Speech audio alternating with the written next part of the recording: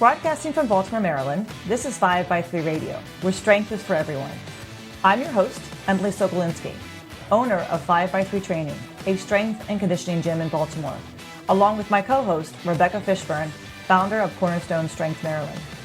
Each week, Rebecca and I will discuss the ins and outs of strength training, why there is a no one-size-fits-all approach, and why strength is so important in our daily lives. Thanks for spending some time with us today. Now, on with the show. I really wish we had recorded our conversation on Sunday. Yeah, you guys keep doing this. You have these That's not my problem. That's him. You have these brainstorming conversations where you guys come up with all kinds of smart things to say and then leave me out in the dark. So it's like, then we all get together and you're like, let's say smart things. And she'll be our foil. Somehow I don't think that's the way it works out. He just gets excited and starts talking about things, and I'm sitting there knitting, and he's like, and then I'm going, I really wish we were recording this. I really wish we were recording this because I'm not going to remember any of this come Friday. Yeah. So I think in the last podcast we were discussing.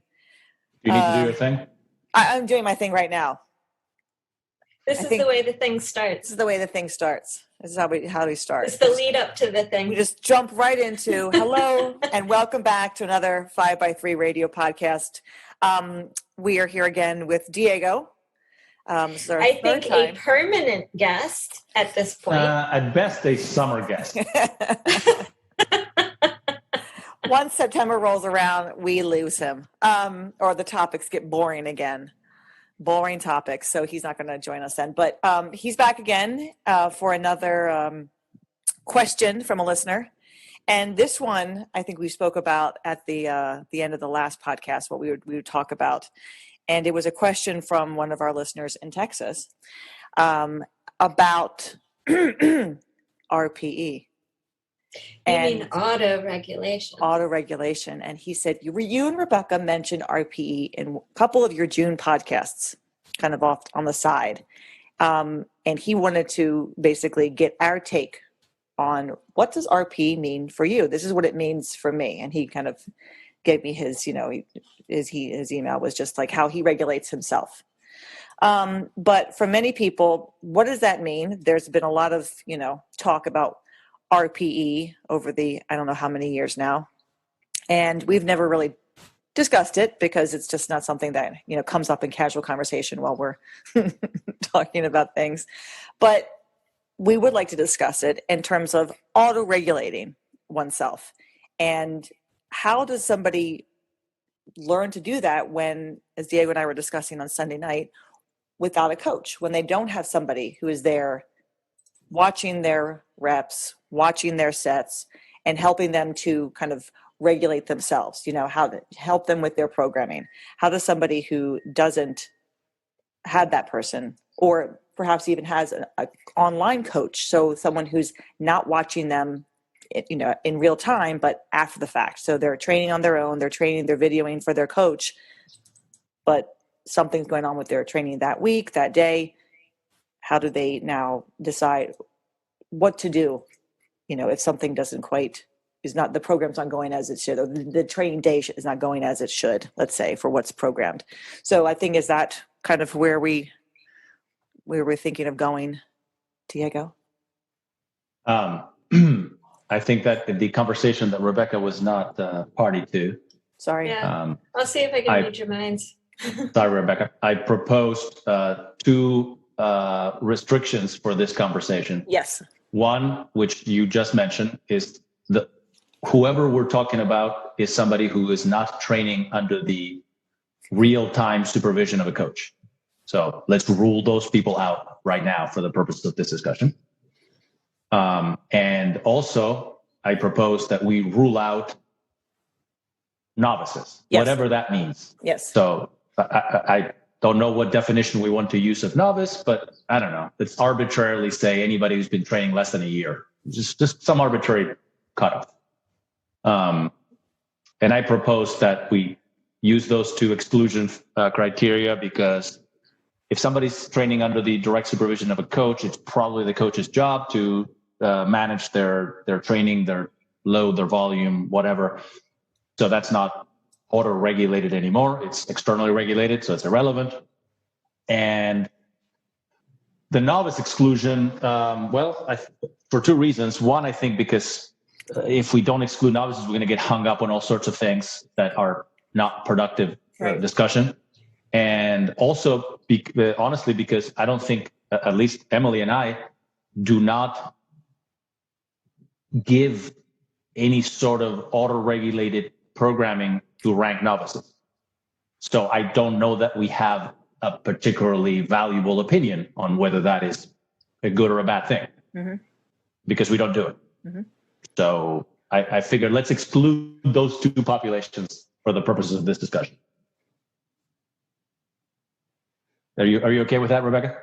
Sounds good to me. It's reasonable. So basically, we're talking about an intermediate or beyond lifter who trains who coaches themselves, or at most has an offline coach. By that I mean a coach who may be providing feedback, not delayed feedback. Right. So actually, ironically, like an online coach. Ironically, an online coach. Yes. Yeah. Okay. And you, and this is something, I mean, I don't have currently I don't have any online clients. I do have somebody who's starting with me. The gym does. The gym you does. Personally don't. I personally don't. My clients, my coaches do. My coaches have this clients. Would be the right opportunity for you to plug the 5x3 online coaching services. But I wanted to turn it over to, I want to ask Rebecca, because you do have quite a few. You have quite a few online clients. And, we were just talking actually even earlier in the kitchen about one of my clients I do see in person. How do you maybe I'm jumping ahead of myself, and you can stop. Yeah, let's start. I'm jumping ahead of myself, but I do want to talk to you about how you personally maybe help your clients auto-regulate themselves. Those who have been with you for a long time. Why don't we start by talking about? I'm jumping ahead. Why one would want to do that as a lifter, or why one would want to do that as an online coach? Right. That might be a good question for Rebecca. Yes. There we go. Are you starting? Why auto-regulate? Yeah, why auto-regulate? Especially for someone for you who does coach quite a few online clients. Why is auto-regulation a good idea to teach your lifters who you don't see in person? Yeah. Well, I mean, I think if you have a lifter and you set them up with a program and they miss a rep, like even in an LP, right? There's usually some guidelines, even if the lifter isn't with you, about what to do with a missed rep. Like go back and get that missed rep, and then repeat that weight, add your certain amount the next time after that, so on and so forth. Like you want to have some kind of guidelines in place for your lifter if you're not there to tell them what to do in the moment, whether that's a missed rep, whether that's a set or a workout where things feel off, and something that should be a relatively easy volume day feels really grindy and terrible. So RPE is just like a convenient way to try and have a common language about situations when a person might need to make some changes in the moment. Like you're watching the lifts, you see them over a couple of weeks, you see that the lifts are getting heavy. Maybe there's, really slow fifth rep. Maybe, you're expecting that something's going to need to change, but you're going to see maybe they've got one more week or something like that. But, if you get a confluence of factors like lack of sleep, poor nutrition, lots of stress, something that you think might be a difficult top set ends up being something that's almost impossible for them that day. So you want them to have some kind of guidelines about if that situation arises, like when do you decide to call the set, or so when you decide to call it and not push it to the point where something unfortunate would happen. But you're doing, I mean, are you doing this with your lifters who've been with you for, as Diego says, like these are not novices, these are people who have been training with you for a while. And do you put that in place in their, I mean, on the log that you share with them or the email, or how do you, I mean, you've instruct them, this is your program for the week, or this is what we're going for if this should occur. I mean, is that a program? Is that just notes? How do you teach them? I mean, that's sort of like in a similar way to like if you had somebody and they knew if they missed a rep in a set that was supposed to be a set of 15, that they would come back and after they were done and do a fourth set to make up that rep. So they still got their 15, but it wouldn't be in the conventional 3 sets of 5, say, while it's on an NLP or, maybe even at another point in their programming. So kind of just similar guidelines in terms of RPE if it's a lifter that, so I set that up ahead of time. Sorry. Gotcha. Yeah. So they're aware. They're parameters, right? Like ahead of time.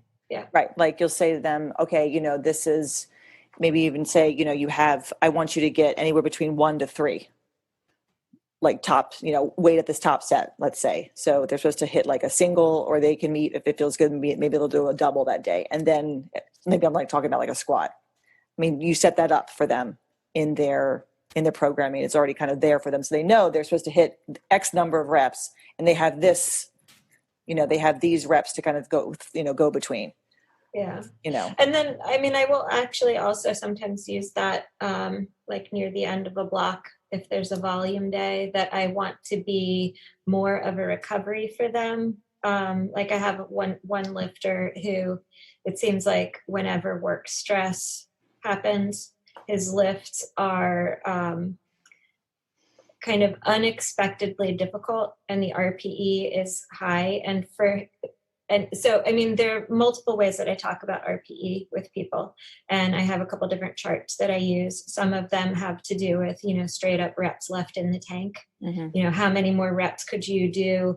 And that, if you maybe have one more, then that's like 9.5. If it's something you're not even thinking about, then it's, like it's a 6 or a something. If you could, so there's reps left in the tank, but there's also like form deviation, RPE, right? So this one particular lifter will sometimes do squat in particular, where he won't necessarily feel like it's that difficult, but it's the form is so off, like the left knee caves, the whole system sways. Like he'll tell me it wasn't difficult, and I'm like, the possibility for injury with that form is pretty high. So like as far as form goes, form RPE, I say that's a 10. I'm not concerned about your actual internal rating of perceived exertion. Externally, I'm looking at that, and I don't want you to do another rep because you looked like you were about to fall over. So, but that's something that you're doing after the fact. That's not in person. Yeah, right. So with that lifter, he's videoing, he sees them, he knows what to look for. We've had these conversations multiple times. He can feel when these things are happening.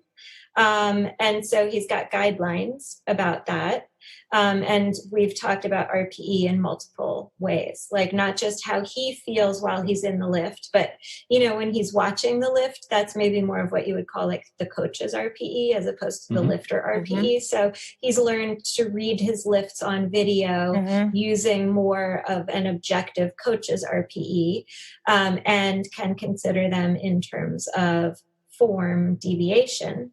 And think about that, but that's not how he feels in the moment. He's got to look at it on the video and kind of see it. And so he's got some guidelines and parameters. If it's a heavy lift and work stress is really bad, and he sees that his form is all wonky, then he knows what to do.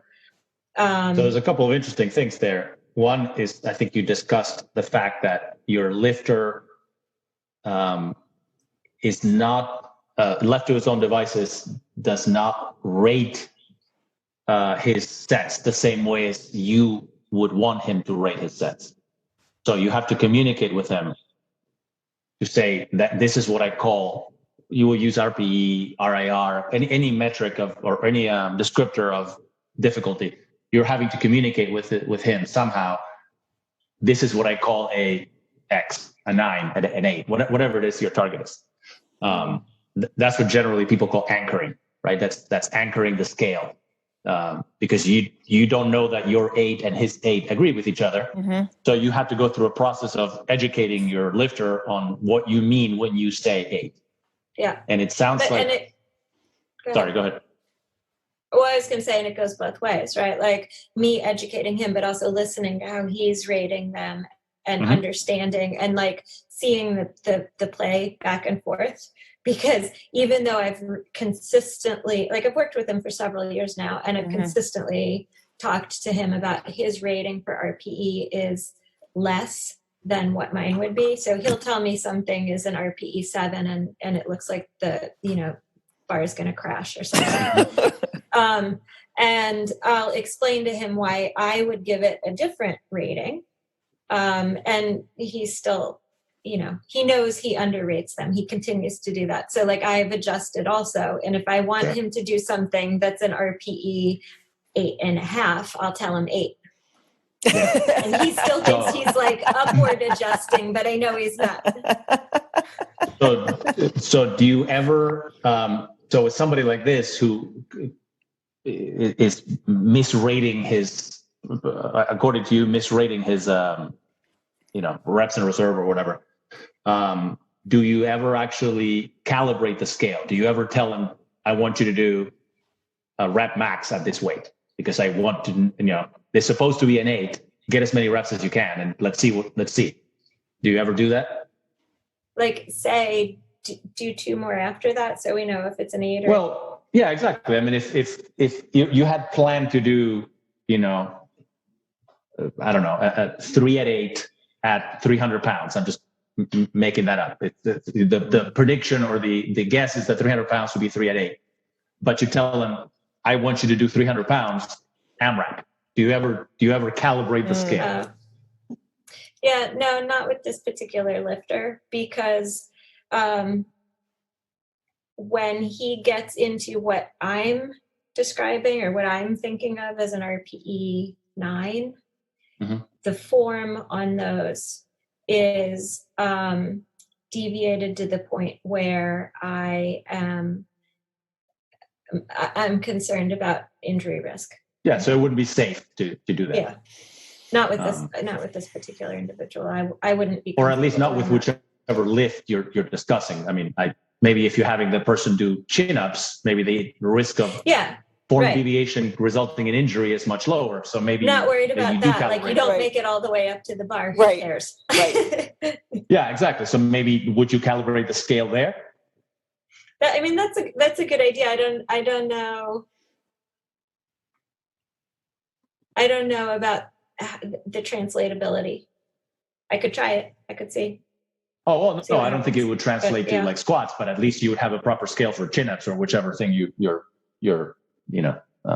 testing with. I'm just curious because and actually, I mean, like the chin-ups kind of do end up being AMRAP to fail, because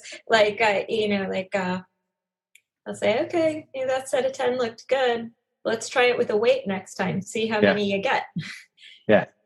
Because that's obviously one of the potential issues with deciding load or reps or sets based on perception is whether or not that perception is accurately calibrated, right?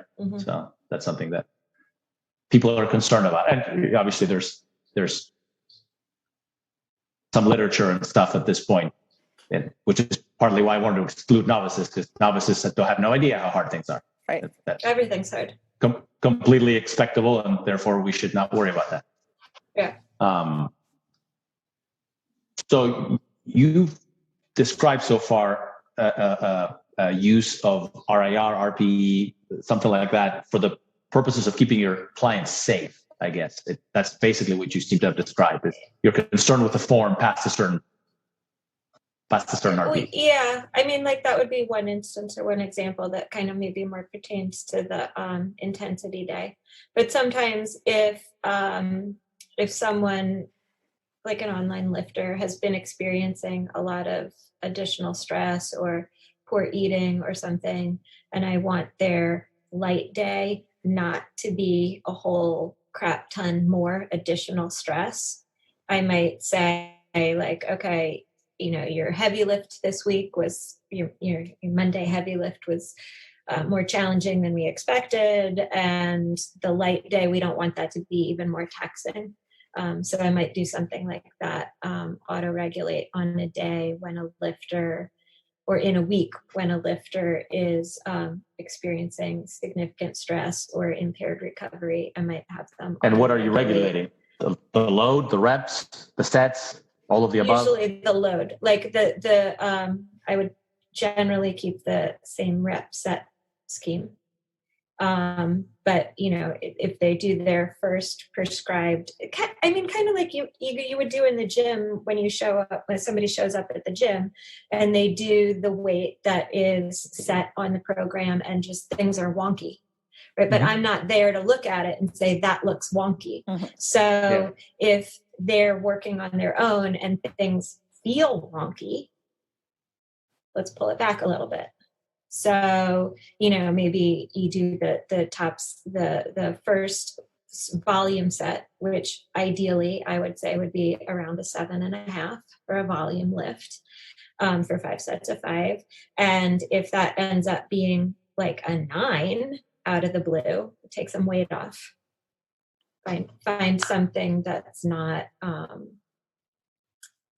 And again, I think like sometimes that depends on the lifter. If it's the lifter that has significant form deviations when the RPE is high, I don't want to chance it on a volume day. When they could just pull some weight off, get a little bit more recovery that week, and then come back at it the next week.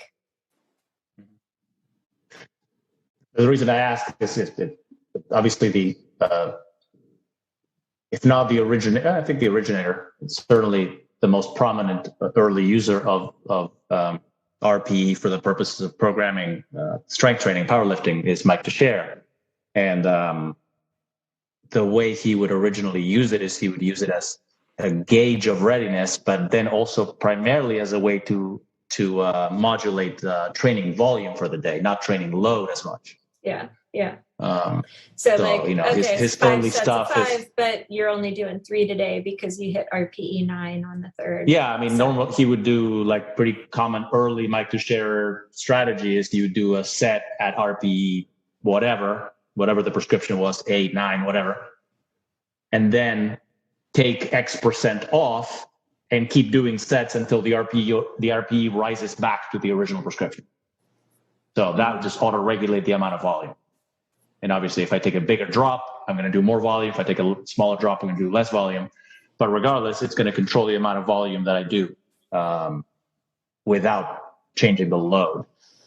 So there are different ways of doing this. So I was curious as to how. Sounds like you primarily allow the load to vary. Yeah, I actually have done both, because like some of the times, especially on the back off sets, like if somebody gets a top heavy and then they're going to do 3 sets of 2 at a percentage as a back off, but they start to get up into the 9.5 range. Okay, you're done. Call it for the day. Move on to the next lift. That's sufficient. Move on. Yep. So I have actually done both, but I didn't really think about it that way. Yeah, and I would say that that's what happens in the gym setting where you actually being coached. Usually somebody's watching that set and they're going, you know what, that one got really slow. Maybe just stop. Yeah.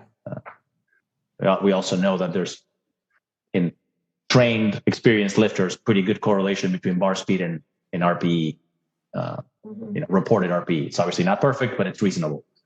So it's a cheap substitute for velocity measuring device, which is an entirely other can of worms, right?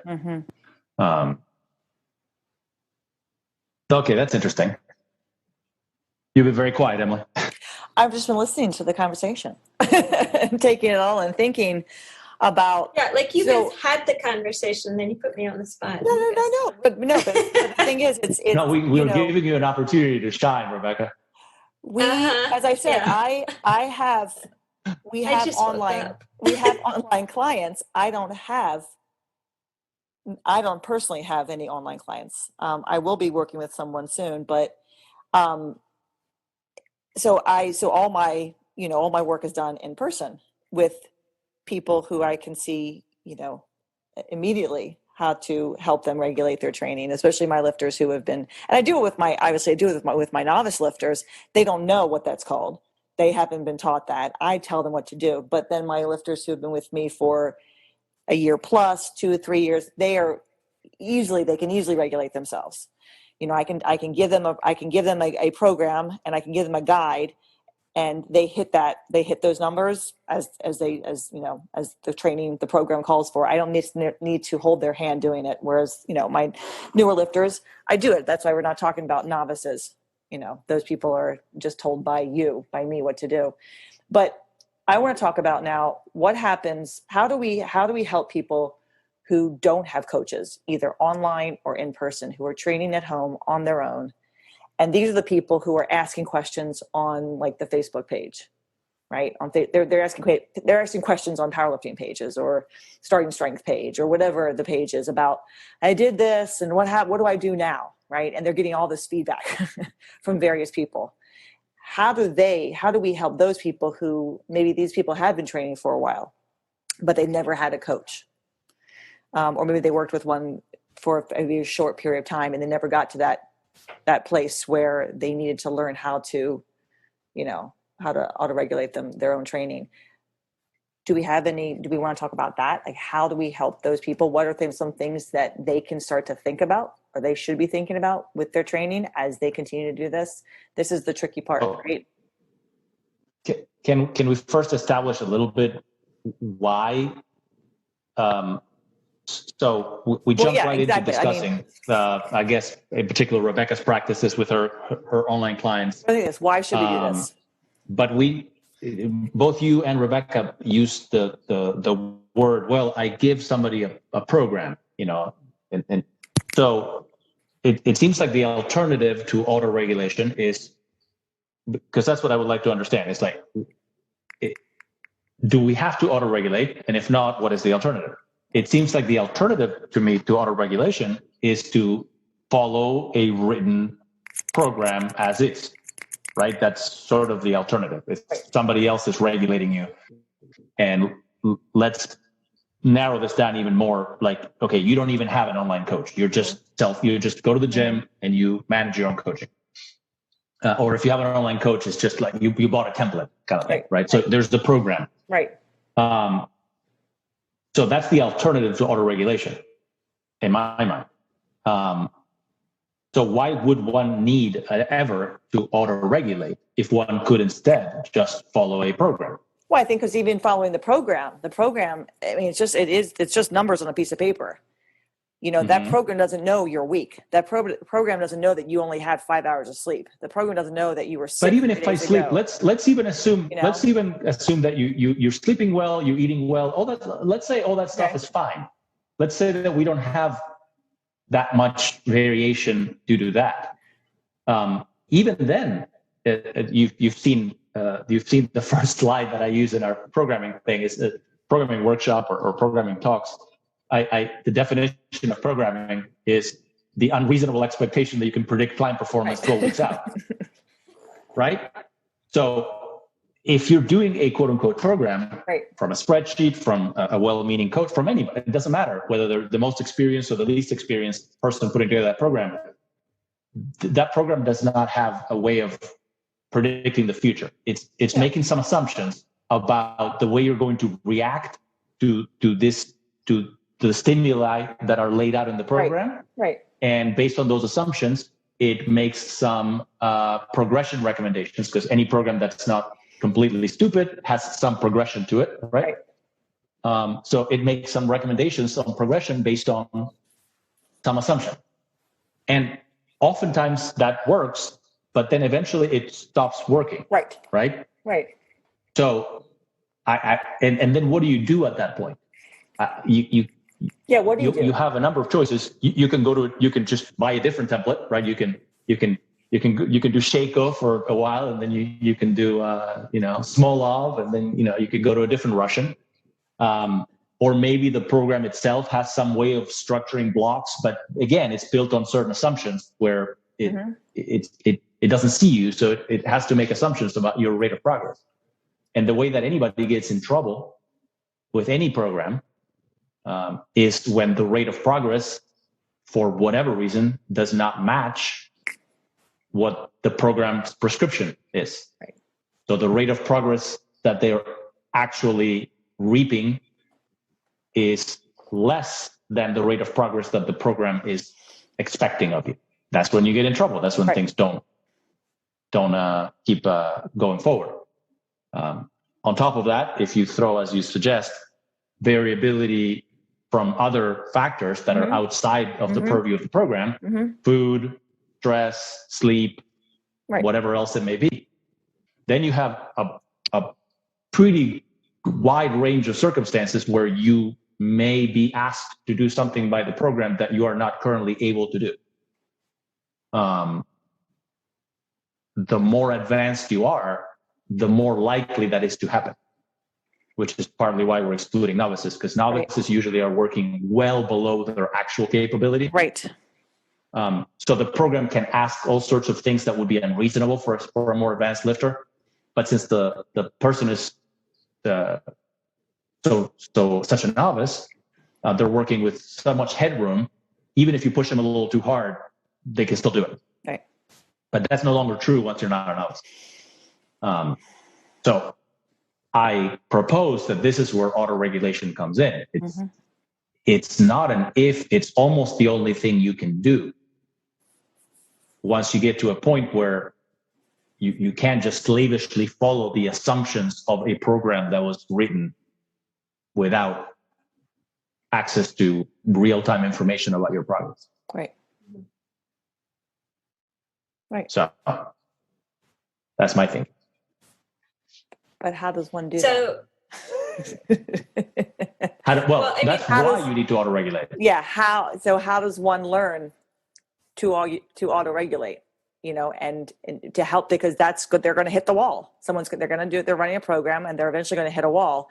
And usually those people just kind of trying to smash through the wall instead of realizing that either the program has to change, and when does the program change? And, Well, you made a very good point. And I think we talked about this a little bit on Sunday. There are some people for whom auto-regulation is easier than for other people to put into practice or to make work. You just talked about people keep hitting the wall. Okay, we've already ruled out all the novices. So these are people who have stuck around doing something hard, uncomfortable for a year plus. So these are people who are okay with something difficult at the gym. And furthermore, they are keen on improving their performance. In my experience, these people are more likely to overdo it than they are to underdo it. Right. Yeah. Of course, there might be exceptions to this, but again, if you really don't like working hard, you've already dropped out of this getting strong game before the point that we're discussing. Yep. You're either a novice and you don't know yet because you haven't really worked hard, or whatever, or you're about to drop out. But if you're in year, 2 years, 3 years, you're into this, you like to work hard. So the problem is not that you're not willing to work hard enough. I don't think that auto-regulation is a get out of jail free card for that person. That person doesn't want a get out of jail free card. That person wants to get swole and strong. Right. So auto-regulation in that case ends up being more of a tool for the coach, exactly like Rebecca described at the beginning, to keep the lifter from doing things that would be counterproductive. Yeah. So I don't know why we should be too worried about auto-regulation, again, in intermediate advanced lifters, because it's not a get out of jail free card. It's not a license to just go to the gym and do something easy. Exactly. That person doesn't want to do something easy. That's not a problem we need to fix. Yeah, you're trying to teach the person how to pull back and learn when they need to adjust, when they need to adjust, when they need to adjust their volume, adjust their load, because they're starting to they're starting to hit the wall. And you just can't keep eventually adding 5 pounds and keep thinking you're going to do a set of 5. It doesn't work like that. That's the person who that's what this is for. The person who wants to, as Diego said, wants to be stronger, wants to continue to improve, but isn't sure, gets to a point where they don't know how to go from point A to point B to point C. They get to B and now they're stuck and they're still at B. And they can't break that wall to get to C because they're still trying to hit sets of 5. Yeah, this is for the person who has gotten themselves into a situation where they're constantly working to failure. Exactly. Which, again, in I think our experience is not uncommon in this tranche of lifters, in this sort of intermediate transitioning to advanced type of lifter. That person is actually quite likely to be working to failure over and over and over, right, at roughly the same weight. The lifter too, who when they're in the gym with you is going to be really reluctant even to hear like a coach say, okay, let's call that, no more sets, you're done, let's go on to, they don't want to hear that. Yeah. But they're not going to generate that message internally. They need to hear it from somebody from the outside. And if they're lifting by themselves, if they don't have a coach to tell them that, then how do you learn to do that on your own? Yeah. Because the lifter that you're describing, the one who's maybe like 2 years in, he's like, no, this is what the program says. Yes. And this is what I have to do. Yes. And so there's like a learning process there too that needs to happen about when it's okay to pull things back, that it's not get out of jail free. No, but it's also, I think it also, to me, this sounds like, it's hard when when you're running a program and the program stops working because the program's not going to last forever. And if you don't have a coach or someone to guide you, you don't know what to do. You could read a ton of books to figure out, but no one's going to say, and at this point in your program, you're going to stop being able to do X and you're going to have to switch. And that's where our programming lectures, right, come in. That's why we try to help people figure out, well, when is that? When does that program have to change? That's kind of part of this auto-regulation, is acknowledging that I've run this as long as I can. But so many people don't realize that. That's why they've been doing this for 5 years, right? I've been doing starting strength for 5 years. Because what they've been doing. Yeah, that's auto-regulation on a long time scale. Because they've been doing it over and over and over again, because they don't realize that in actuality, those sets of 5 are no longer valid. Like they just can't do it. Things have had to change. Volume has had to change. Intensity has had to change. Sets and reps have had to change. They're doing a 4-day split is now going to be better for them, but they don't know this. There's only so much they can do for themselves, and many people have figured it out, I guess. They figured out how to adjust their program, but with many cases, they haven't, and they end up either hurting themselves or stopping because they get frustrated because they're not making progress.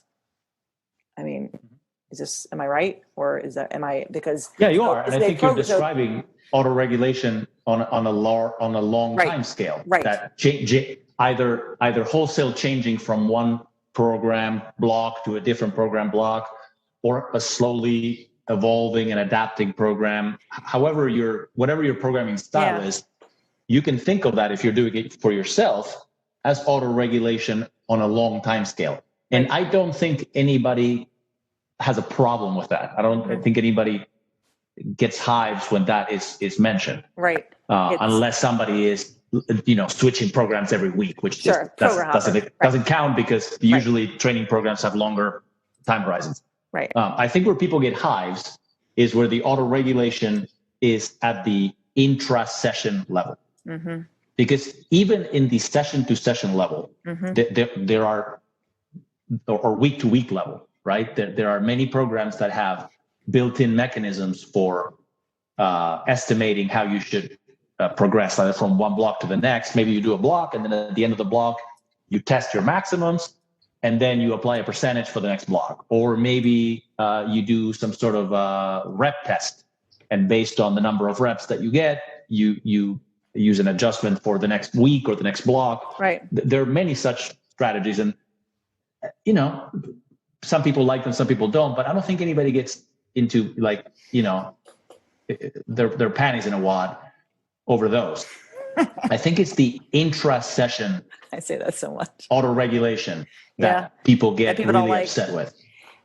Yeah. Okay, so explain why.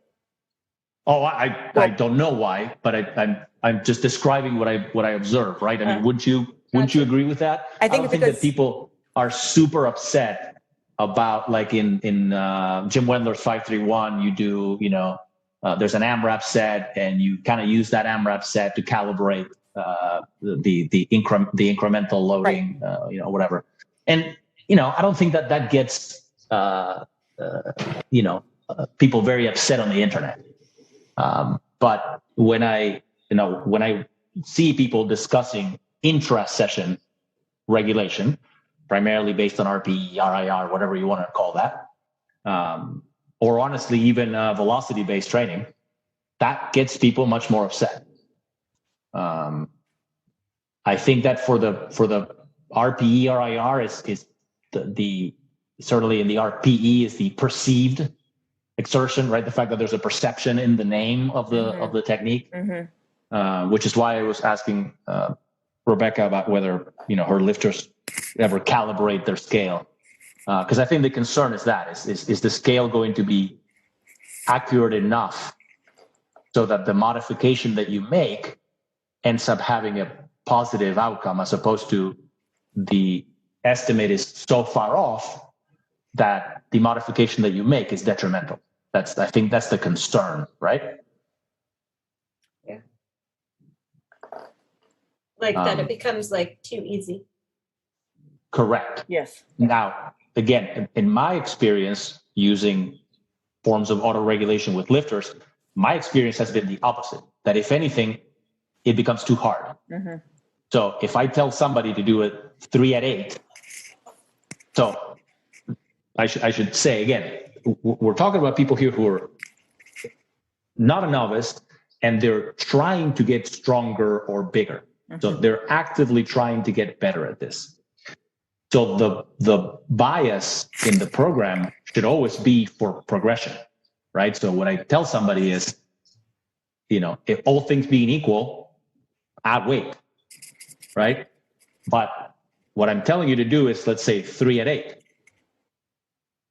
And they're going to base that on the last week's 3 at 8 and how they're feeling today. Now, not how they're feeling as in, this abstract sense of how I'm feeling as a human, but there's going to be structured warm-ups that are going to lead up to this 3 at 8. And we're going to kind of check in on each one of those warm-ups to see how that quote unquote felt in terms of, was it in line with the level of effort that I think it should have been? So again, if you go back to Cher's initial methodology for this, which has changed over the years, but it's still reasonable. You would approach that 3 at 8 by doing a 3 at 7 and a 3 at 6. So there'd be a 1 RPE stop, which depending on the person could be anywhere between 2 and 4% or so of the weight on the bar, right? There will be a 1 RPE stop between each one of these warm-ups. So you just did 3 at 7. That is reasonably good data to help you predict what 3 at 8 should be.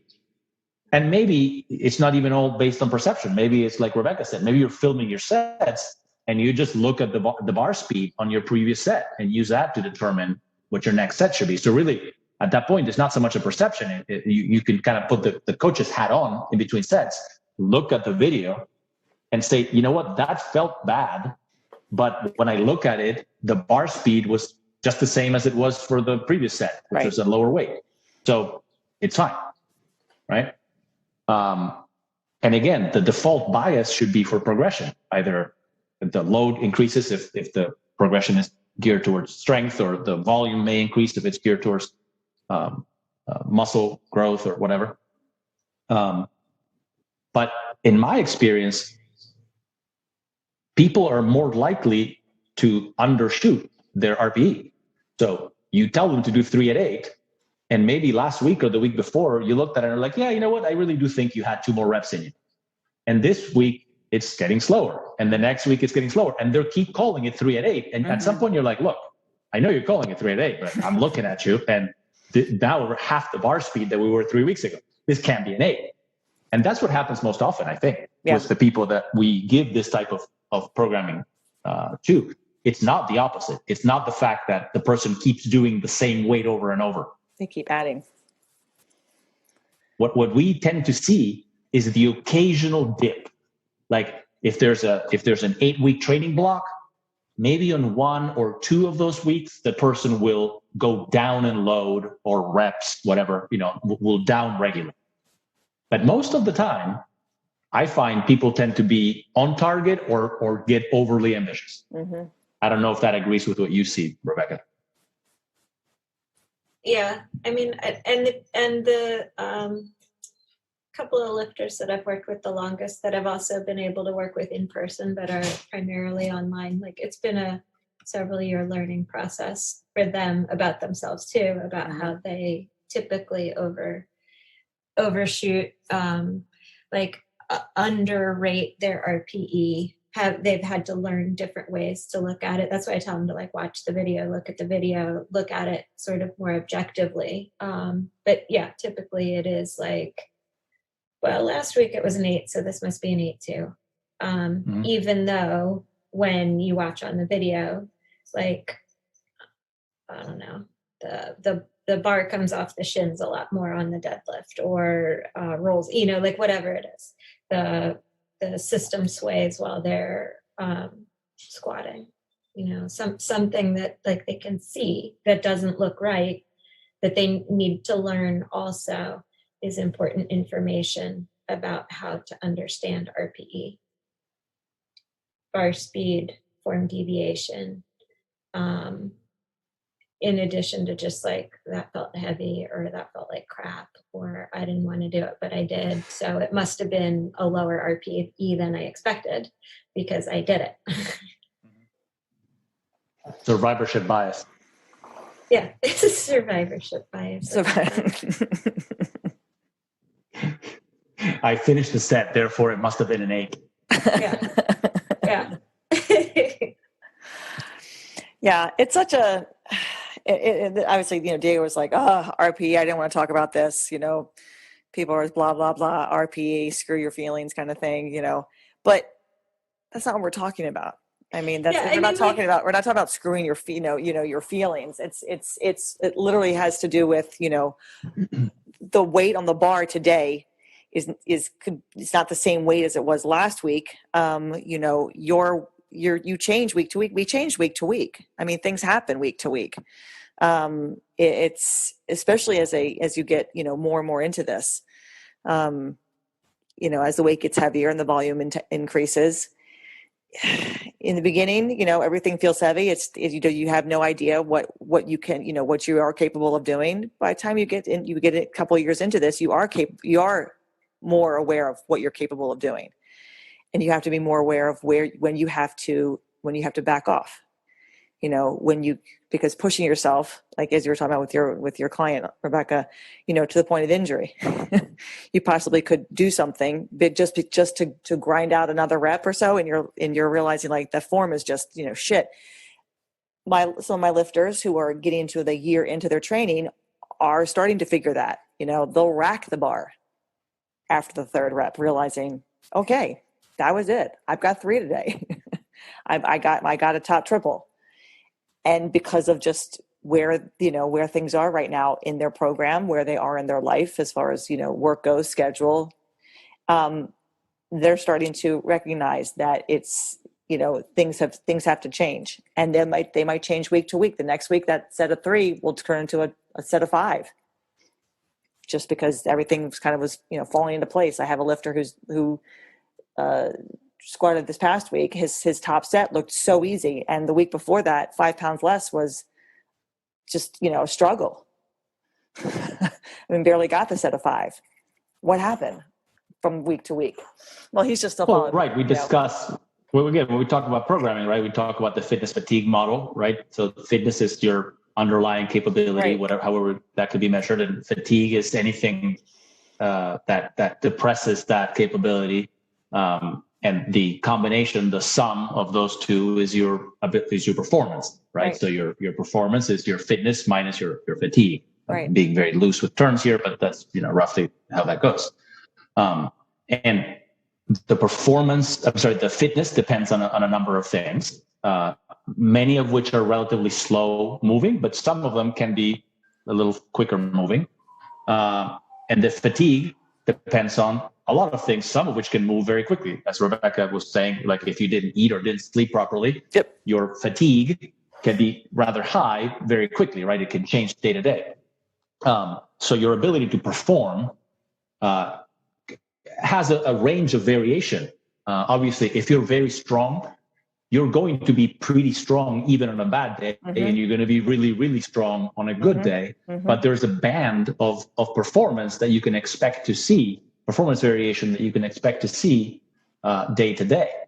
And it's perfectly reasonable to expect if you're going to squat 400 pounds for 5, it's perfectly reasonable to expect that some days 365 for 5 is going to be really damn hard, right? So maybe there's a 10% band or 5% band, whatever it is, that you can expect to happen. And the other thing I think we have to consider is, which I think it gets combined to create this acrimony against autoregulation. Yes, there has to be progression, right? There has to be progressive overload, whatever that means. But that progression is a consequence of your increased ability to perform. Is not necessarily the cause of your increased ability to perform. So if I am stronger, I can lift more weight. It's not that I need to lift more weight in order to be stronger. That's obviously, it can be seen most clearly at the 1 rep max. If I am stronger, I can squat a bigger 1 rep max. In order to increase my 1 rep max, I don't need to squat 5% more than my 1 rep max. That is a logical impossibility, right? So obviously, it's a cart and horse situation. Right. You get stronger, and therefore you can perform better. So then it becomes a question of what gets you stronger. Right. What is enough stimulus to get you stronger?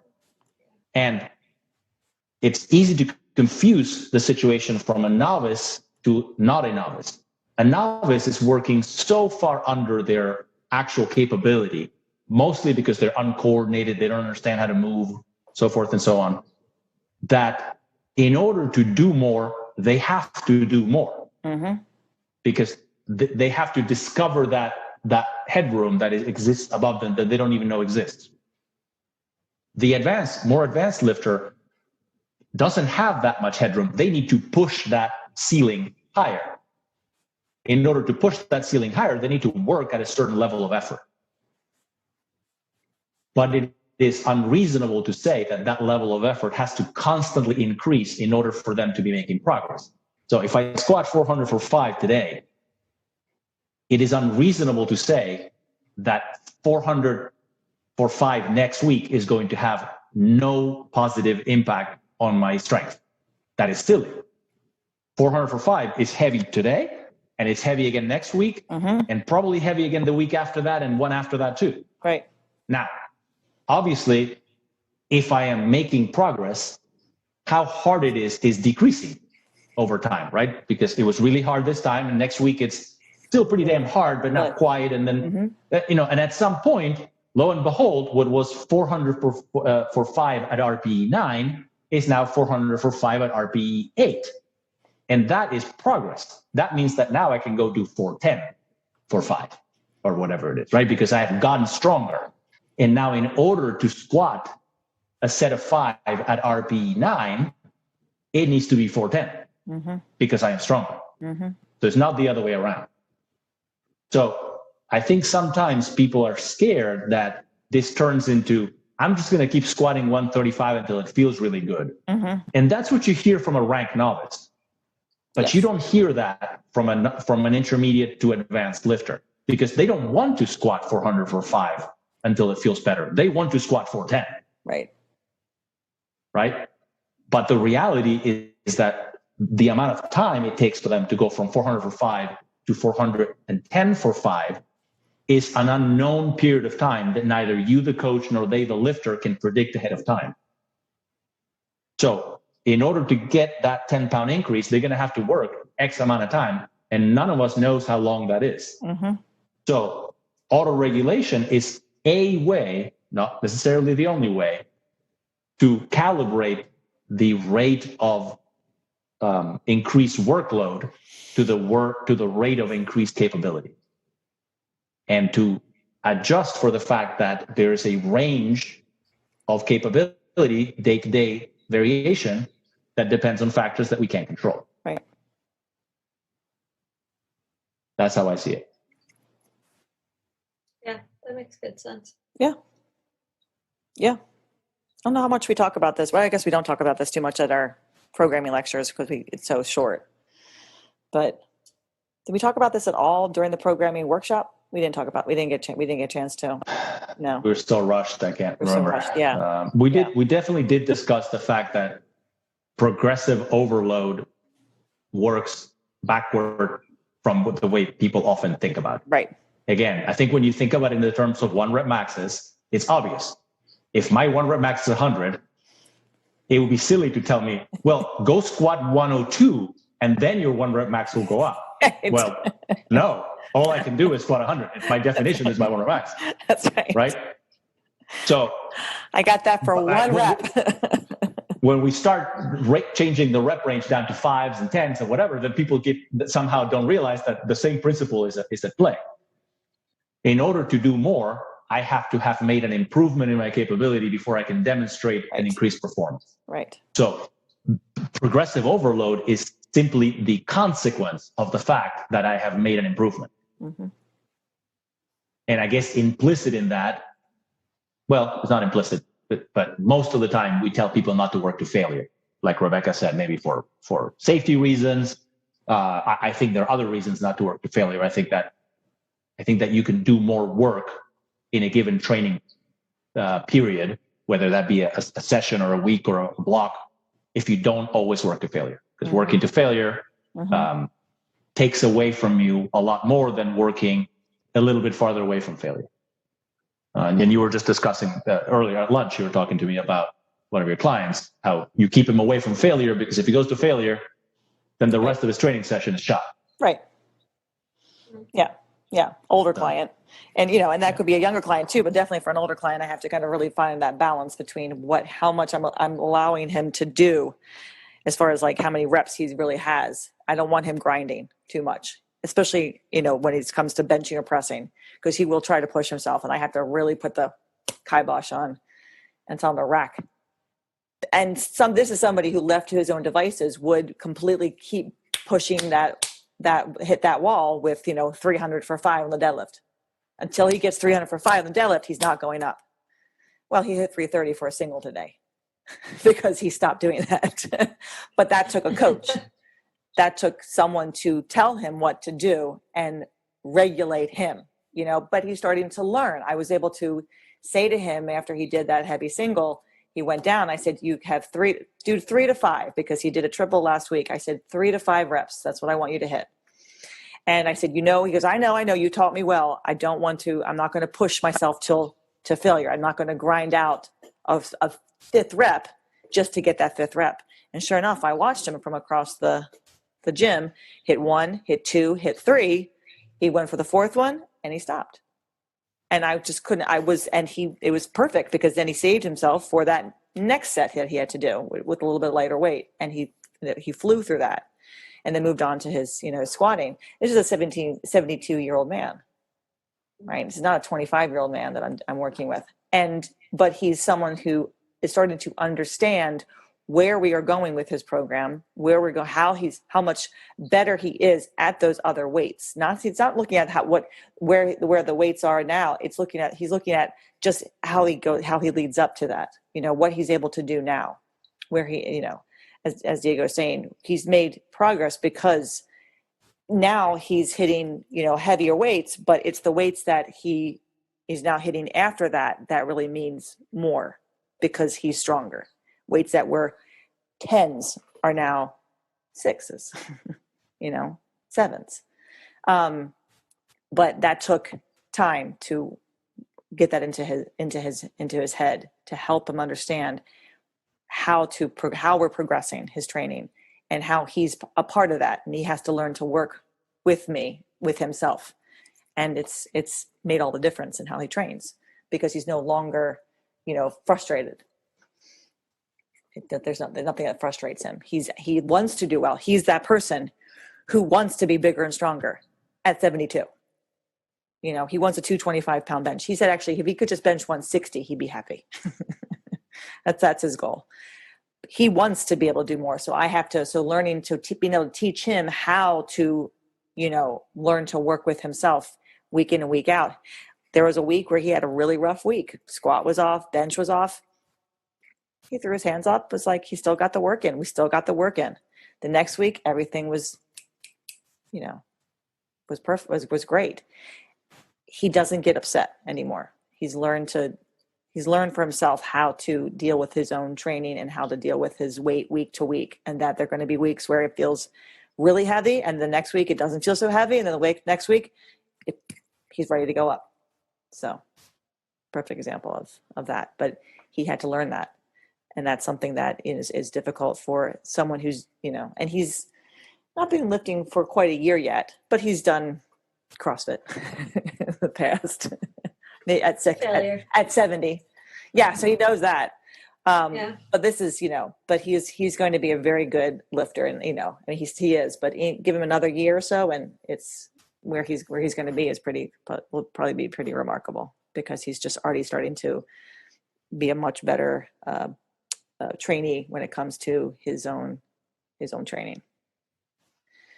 Yeah. So, I mean, like if you're training to failure, right, that's less, like Diego, you're saying, like the thing that gets people concerned about RP is the fact that it is subjective, that it's perceived, right? So right. The more, to failure is objective. You can't do anymore. You've completed the maximum amount that you're able to.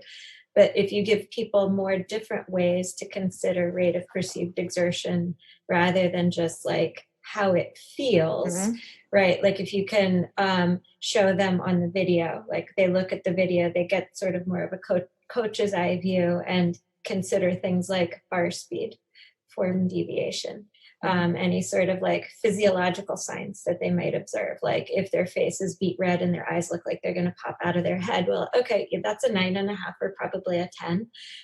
Like any sort of noises, if they're grunting or breathing heavy or, just other physiological signs that they could observe that seem less squishy, subjective, that helps people to learn how to gauge RPE in a way that maybe seems less, woo-woo or touchy-feely, right, or whatever it is that people get up in arms about with RPE. There's some ways to talk about it or think about it, significant form deviation or just a slight deviation on the last rep, those sorts of things that vary. Right.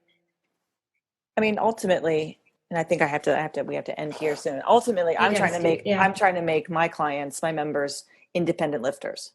I want them to own their training and own their lifting. And this is a big way. This is a very helpful way to help them be able to regulate their own training in my gym and outside of my gym and on to life, because eventually even if they're training with me for years and years and years, I want to be able to see them adjusting themselves and knowing that they are now learning how to continue to get stronger, improve their lifts, improve their technique, because of what we've taught them. If I have to tell them all the time what to do, I haven't done my job. I want to see in a couple, years down the road, Lori, Kelly, those who have really can regulate their training well. They've learned, but they've been with us for a long time, and we've given them those tools. So that's an important part of a lifter's training, is learning how to adapt, and change and grow, and not just, beat your head against the same thing because I'm doing the program says. We'll end there. If we feel like we need to return to this subject, we certainly can. We kind of, got a lot in 1 hour. And again, your questions are always appreciated, or, questions or comments. We want to address them. You can email me at emily@5by3.com or email Rebecca at cornerstonestrengthmaryland.com or at gmail.com. Rebecca does online coaching. We do online coaching. Speaking of online coaching, and we do have a tab on our website now for online coaching. So you can click on that tab and check us out. And if you'd like to start working with us online, if you can't see us in person, we're happy to assist you. So we'll be back in a couple weeks with another podcast. Don't know the topic yet. The past couple weeks have been from our listeners. So hopefully we'll get another question, and we'll be able to work that into the podcast. Thanks, Diego. Thanks, Rebecca. Thank you. See you guys soon. Thanks, everybody. Okay, take Bye. care. Bye. Bye. Yeah. Thanks for listening to 5x3 Radio with Emily and Rebecca. If you like our show and want to know more about 5x3 training, please visit us at www.5, that's F-I-V-E, the letter X, the number 3.com. You can also find us on Facebook and Instagram. To learn more about Rebecca, please visit her website, cornerstonestrengthmaryland.com. Thanks for listening, and have a great week.